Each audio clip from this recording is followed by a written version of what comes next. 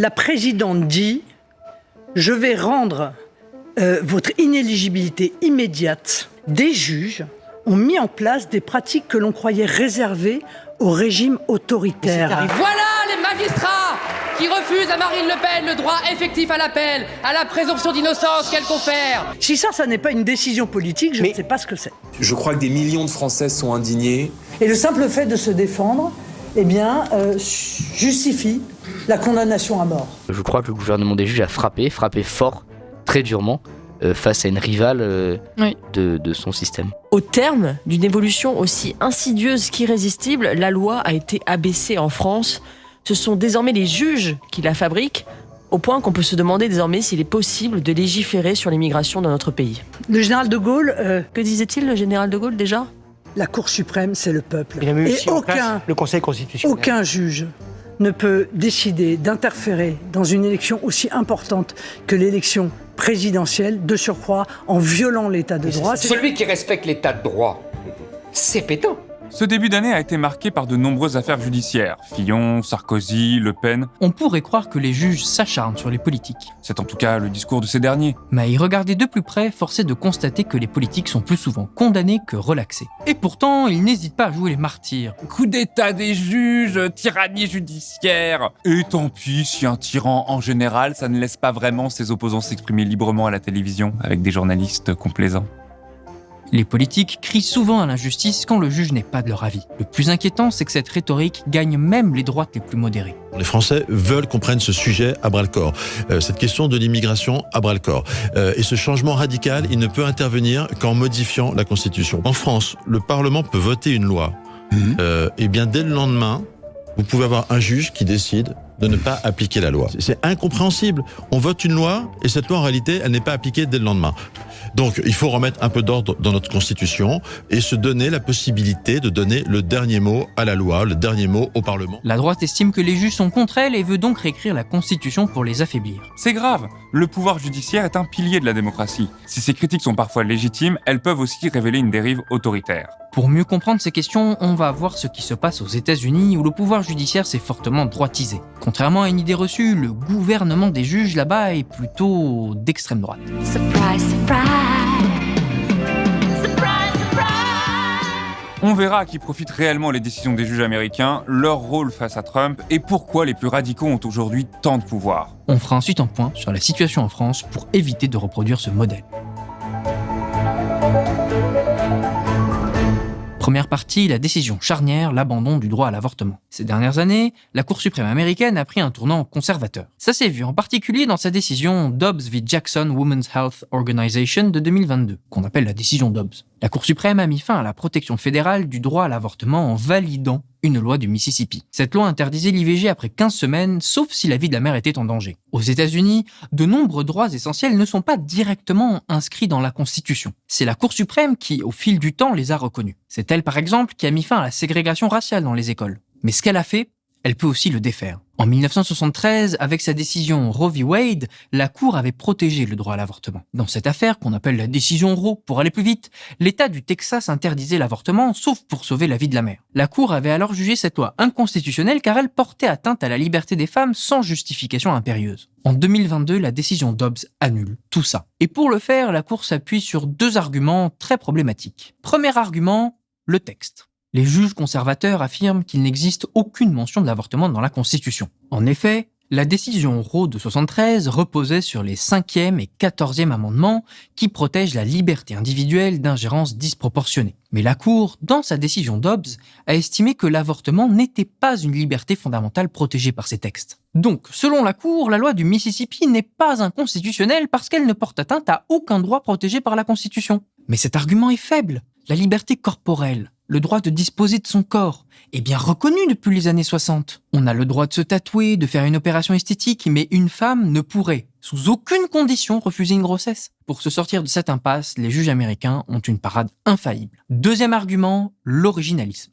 Vous, là, vous comprenez la notion de liberté comme on la comprend aujourd'hui. En effet, d'après la Cour, il faut interpréter la liberté comme le comprenaient les rédacteurs de la Constitution américaine à la fin du XVIIIe siècle. Autrement dit, des hommes blancs, riches et esclavagistes qui vivaient dans une société qui criminalisait l'avortement. You are made of stupid. Forcément, dans cette logique, l'avortement ne peut pas être une liberté protégée. Pour enfoncer le clou, les juges ont affirmé que ce droit n'était pas profondément ancré dans l'histoire et dans les traditions américaines. Comme si ça suffisait à le disqualifier. En réalité, tout cela est très peu convaincant. Il n'y a qu'un seul argument, on est des vieux conservateurs. Ces arguments ne tiennent pas à 2 secondes. Pourquoi donner plus d'importance aux opinions des hommes du XVIIIe siècle qu'aux 50 dernières années de vie sociale dans lesquelles l'avortement a été protégé? La vérité, c'est que ces juges utilisent l'histoire pour justifier une décision déjà prise. Mais en plus, ils ne sont même pas cohérents. En 2010, la Cour a annulé une loi qui interdisait aux entreprises de financer les campagnes électorales. Elle a estimé que limiter cette possibilité violait la liberté d'expression des multinationales. On se demande bien comment on peut rattacher la production d'un film diffusé sur Internet par des multinationales du numérique à quoi que ce soit qu'aient pu penser des esclavagistes du 18e. Bref, cet argument c'est vraiment quand ça les arrange. Et le capital ne s'y est pas trompé. Il a déversé ses milliards dans les campagnes conservatrices. Surprise, surprise! Et de cause en conséquence, la situation des droits fondamentaux aux États-Unis s'est bien aggravée. Deuxième partie, une aggravation de la situation. Le 18 juin 2025, la Cour suprême a en effet validé une loi du Tennessee interdisant les traitements hormonaux et chirurgicaux pour les personnes trans. Les juges conservateurs ont expliqué que ce n'était pas de la discrimination liée au sexe ou à l'orientation sexuelle. Pour cela, ils ont avancé 2 arguments, tout aussi faibles que les précédents. Argument numéro 1, ce n'est pas de la discrimination. Selon eux, cette loi n'est pas discriminatoire, car hommes et femmes peuvent encore accéder à ces traitements, tant qu'ils ne concernent pas une transition. Et comme elle s'applique autant aux femmes qu'aux hommes trans, il n'y aurait donc aucune inégalité.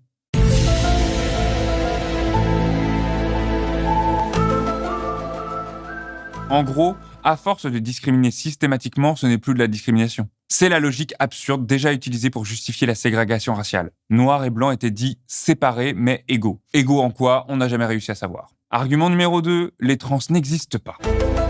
Partis sur cette si bonne lancée, les juges conservateurs ne se sont pas arrêtés là.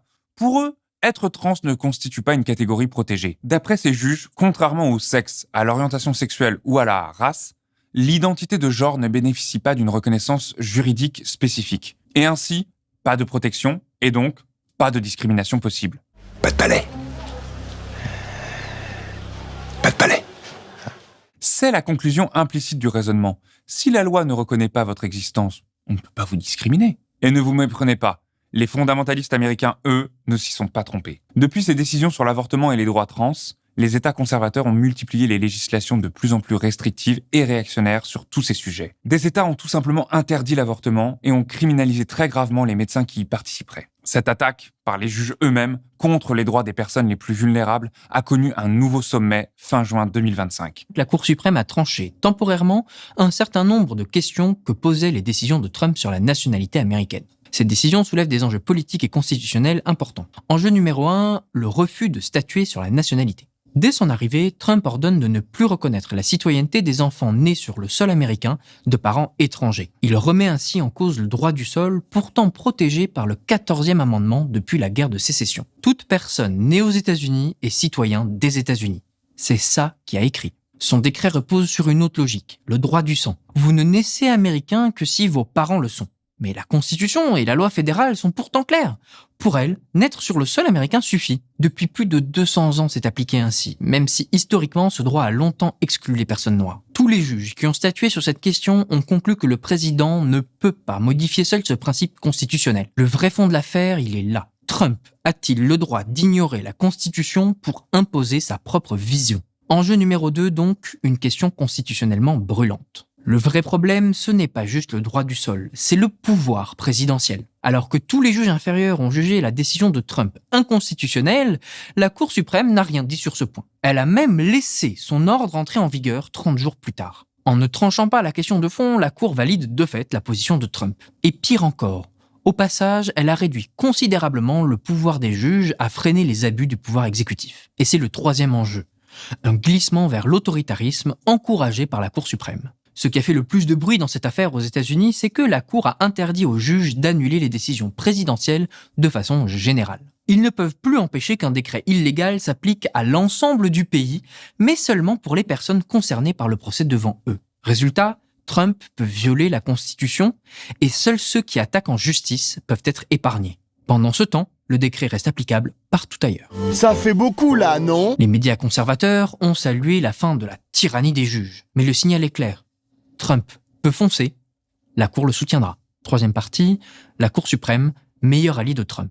Sous prétexte de limiter le pouvoir des juges, la Cour donne carte blanche à l'exécutif. Depuis plus de 10 ans, elle penche clairement en faveur des idéologies les plus conservatrices. L'avortement n'est plus une liberté, les personnes trans n'existent pas juridiquement, et surtout, elle affaiblit les contrôles sur l'exécutif. La suppression des annulations générales est très grave. Même une décision reconnue comme illégale continuera de s'appliquer à l'échelle nationale, sauf à faire un procès par tribunal partout dans le pays, c'est-à-dire des centaines de procédures qui représentent des millions de dollars. Des millions, vous êtes charmante, mais vous voyez ce que ça fait déjà 1 million, Armina ? Les procédures judiciaires aux États-Unis sont extrêmement coûteuses et ne seront viables que pour les plus riches. Ce pouvoir d'annulation, pourtant banal dans toute démocratie, est ainsi fondamental. Le juge contrôle l'exécutif. C'est un principe central du constitutionnalisme américain depuis le début du 19e siècle. Aujourd'hui, la Cour renverse cette logique. Le juge ne contrôle plus, il accompagne l'exécutif. Et ce n'est pas tout. En 2024, la même Cour a rendu quasiment impossible toute poursuite pénale contre un président pour des actes commis dans le cadre de ses fonctions. Autrement dit, si Trump envoie l'armée contre ses citoyens et les fait massacrer, eh bien la Cour suprême lui a dit « C'est pas grave, c'est dans vos fonctions d'utiliser l'armée, donc c'est constitutionnel. » Where I could stand in the middle of Fifth Avenue and shoot somebody and I wouldn't lose any voters, okay? It's like incredible. Le raisonnement est terrifiant. Les génocides de la Seconde Guerre mondiale ont été commis en conformité avec le droit nazi. Hitler ne faisait rien que la constitution nazie de son époque ne lui permettait de faire. En suivant le raisonnement de la Cour suprême, aucune poursuite pénale ne pourrait être intentée contre un président américain qui ferait les mêmes abominations. Voilà à quoi ressemble le gouvernement des juges. À un monstre réactionnaire. La dictature des juges aux États-Unis commence à exister. Mais elle ne ressemble pas à ce que les médias veulent nous faire croire. Ce sont les juges qui valident les interdictions des traitements pour les personnes trans. Ce sont ces mêmes juges qui valident les interdictions de l'avortement. Ce sont aussi ces mêmes juges qui autorisent le président à abuser de ses pouvoirs et qui désarment les autres juges pour s'assurer qu'ils ne s'opposent pas au président. C'est une autocratie validée, confortée et alimentée par les juges. Mais ce n'est pas très étonnant. Tous ces éditorialistes de pacotille qui s'agitent sur le supposé gouvernement des juges de gauche n'y connaissent rien et jouent une pièce dont ils ne connaissent pas les répliques.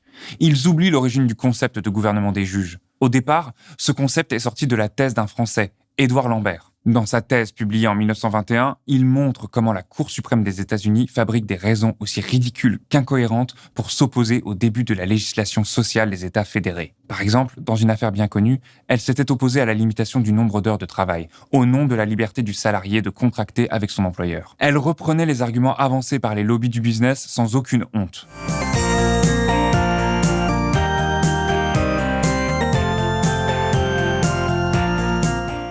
Dès le début, le gouvernement des juges visait des juges réactionnaires et conservateurs. Mais comme par magie, tout ça est vite oublié pour dénoncer les protections fondamentales acquises par les luttes et péniblement protégées par les juges inférieurs. Le tableau américain décrit une réalité triste et inquiétante, mais qu'en est-il en France ? Quatrième partie, quel risque pour la France ? Alors d'abord, il faut comprendre pourquoi la situation américaine est aussi pourrie que ça, pour voir ce qu'on risque en France. La carrière de juge aux États-Unis est très différente de celle française ou allemande. Les juges des États fédérés, donc des collectivités territoriales aux États-Unis, sont souvent élus et font campagne devant des électeurs. Dans un premier temps, ça m'a fait sourire. Et je vais vous dire la vérité, dans un deuxième temps, je n'ai pas souri. En effet, l'élection des juges peut mener à de graves problèmes d'égalité devant la loi. Un juge qui fait campagne pour la réinsertion criminelle ne va pas punir comme un juge ayant fait campagne pour la sauvagerie pénale. Toujours aux États-Unis, les juges fédéraux, eux, sont nommés par le politique. C'est le président qui propose un nom et le Sénat qui valide. Or, ce processus est extrêmement politisé. On choisit moins des noms pour leur qualité que pour leur alignement partisan. Et la droite américaine a rempli tous les étages fédéraux de juges très conservateurs. Le Parti républicain, alors qu'il est très régulièrement en minorité partout dans le pays, se fabrique une poche de résistance en nommant des juges républicains, en particulier à la Cour suprême. Et comme on l'a vu, les républicains ne sont pas déçus. De mois en mois, la Cour suprême, composée de 6 membres républicains radicaux sur 9, donne victoire sur victoire à l'administration Trump comme aucune cour ne l'avait jamais fait dans l'histoire américaine. Cette instrumentalisation des nominations judiciaires est au cœur de la stratégie des républicains pour garder le pouvoir, indépendamment des résultats électoraux, car les juges de la Cour suprême sont nommés à vie. En France, la situation est assez différente. Que ce soit au Conseil d'État ou à la Cour de cassation, les juges sont essentiellement des juges de carrière, recrutés par leur pairs et qui sont généralement devenus juges par la voie d'un concours. Les nominations politiques des juges sont rarissimes en France. Le seul cas, c'est le Conseil constitutionnel. En effet, les membres sont nommés par le président de la République et les présidents des deux assemblées parlementaires. Le contrôle exercé sur ces nominations est extrêmement faible. Comme on l'a vu cette année, la nomination de Richard Ferrand à la présidence du Conseil n'a pas pu être évitée, notamment à cause de l'abstention des députés RN. Le Conseil constitutionnel a un rôle très important. Il a validé la réforme des retraites, a grosso modo validé la loi immigration, ainsi que la loi narcotrafic. Bref, ce n'est pas un juge très courageux et il laisse une grande marge d'appréciation au Parlement pour faire un peu tout ce qu'il veut. Les conditions de nomination de ses membres, en revanche, sont extrêmement préoccupantes. Si l'extrême droite gagne la présidence, elle a déjà une autorité de nomination. Et si elle devient le premier groupe à l'Assemblée, elle aura la présidence de l'Assemblée et ainsi une seconde autorité de nomination. Dans cette configuration, elle pourra influencer durablement la jurisprudence du Conseil. En effet, 2 renouvellements sont prévus en 2028 et en 2031. Autrement dit, si l'extrême droite gagne les prochaines élections nationales, elle pourra nommer les 4/9 du Conseil constitutionnel. Presque la moitié de ses membres. L'expérience américaine nous a montré que les juges peuvent faire beaucoup de mal à notre démocratie. Imaginez Éric Ciotti, président du Conseil constitutionnel.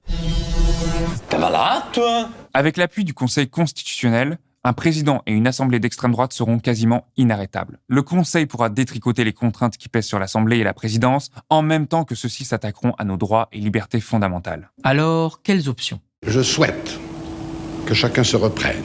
Et tout le monde y a intérêt. La première, la plus importante, c'est de poursuivre le mouvement de protection des droits. La reconnaissance d'un droit à l'avortement dans notre Constitution l'an dernier est évidemment très importante et envoie un message symbolique fort. D'autres droits gagneraient à être plus formellement constitutionnalisés. Cependant, des droits constitutionnels ne servent pas à grand-chose si le juge chargé de les appliquer et de les protéger ne les applique pas, ni ne les protège vraiment. Une réforme en profondeur du Conseil constitutionnel est donc vitale. Le fonctionnement actuel est démocratiquement problématique et n'est pas du tout transparent. Au grand minimum, il faut en finir avec le mode de nomination et la présence de droit des anciens présidents de la République. Eh oui, parce que Macron, après son mandat, s'il veut, il retrouvera son copain Richard Ferrand au Conseil constitutionnel. On pourrait s'inspirer de l'Allemagne et exiger que les candidats aient une véritable expérience juridique, qu'ils aient été juges ou professeurs de droit pendant longtemps. Richard Ferrand se gargarise d'une licence en droit même pas finie. Que pourra-t-il comprendre vraiment des enjeux constitutionnels et procéduraux complexes ? Le risque d'influence est trop grave pour être écarté. Il faudrait aussi augmenter le nombre de juges constitutionnels et leur donner de véritables moyens de travailler. Avoir des secrétaires et des assistants particuliers pour que ce soit vraiment eux qui préparent les dossiers et pas un fonctionnaire inconnu du service juridique du Conseil. Enfin, il faudrait que les membres nommés au Conseil soient approuvés par une majorité renforcée des parlementaires. Cela dépolitise le processus de nomination et empêcherait qu'un proche allié du président de la République puisse présider l'institution chargée de contrôler les autres pouvoirs, comme c'est le cas aujourd'hui avec Richard Ferrand. Enfin et surtout, ce que toute cette affaire américaine nous apprend, c'est que le plus important, ça reste de voter et convaincre vos proches de voter. Le meilleur moyen d'empêcher l'extrême droite d'arriver au pouvoir, c'est encore qu'elle ne gagne pas les élections. Trump ne fait ses folies que parce qu'il a été élu. Conclusion, des juges, mais pourquoi faire ? L'exemple américain est riche d'enseignements. Le gouvernement des juges, c'est surtout le gouvernement des juges d'extrême droite. Dans cette version autoritaire, le juge ne se construit plus comme un contre-pouvoir, un contrôleur général des autres institutions, mais comme un aide de camp, un suivant bien servile du pouvoir politique, quelles que soient les folies dans lesquelles il emmène le pays. C'est une caractéristique courante des régimes autoritaires. On l'a vu en Turquie où les juges ont été mis au pas de l'idéologie islamo-nationaliste d'Erdogan. Les juges ont alors largement contribué aux réélections successives du président autoritaire turc, n'opposant pas de résistance, voire aidant activement dans le contrôle du décompte des voix. La situation en Hongrie n'est pas très différente. Orbán s'est très rapidement attaqué au pouvoir judiciaire pour le museler et y implanter des juges fidèles. Et c'est ce que l'extrême droite polonaise a aussi essayé de faire quand elle est revenue au pouvoir en 2015. L'extrême droite ne s'attaque pas à la justice pour rien, bien au contraire. Quand leurs décisions lui déplaisent, le néofascisme cherche à saper l'autorité des juges, à les affaiblir et à les critiquer. Ils ne seraient pas assez indépendants ou soumis à une idéologie droit-de-l'homiste. Bref, des traîtres à la nation. Mais loin de démanteler leur pouvoir, l'extrême droite préfère tout simplement changer les juges. Parce que la justice est un formidable outil de légitimation des décisions du politique. Les juges deviennent des machines à justifier, légitimer et valider le discours néofasciste. La Cour suprême en est un terrifiant exemple.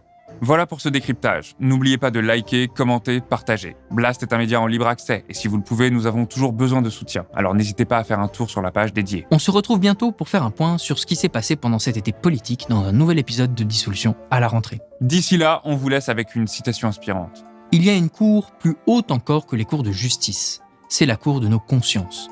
Gandhi.